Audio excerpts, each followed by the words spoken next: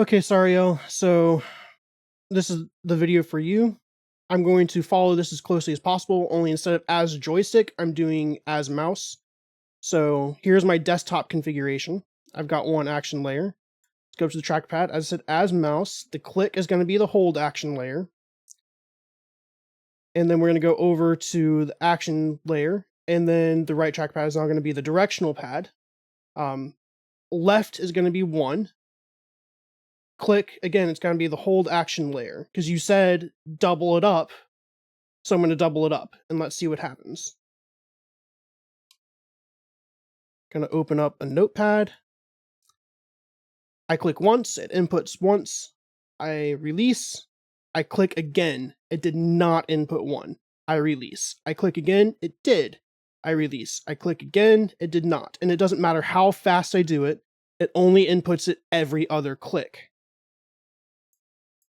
That is using your hold that you were saying that you're supposed to do. So if I double up on hold, it doesn't work. Let's change that to what I was saying earlier. Remove action sets. And then we want this to be a release press. There. That should be it. Let's go down to another line. Click 1, release, click, and it still didn't. Even with the remove being on it. Let me change one more thing to see if I can get it to go. Let's change this to, not to hold, to add action set. So now it's an add and remove pair. Let's try that and see what happens. Click, release, click, release, click, release, click, release, click, release. It's still doing it every other click. It's not doing it every click, it's doing every other click.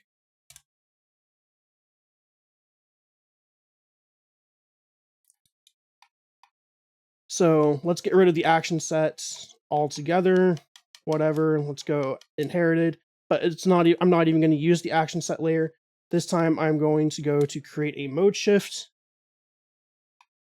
Change you to dpad. Again, have requires click off. Left is going to be 1.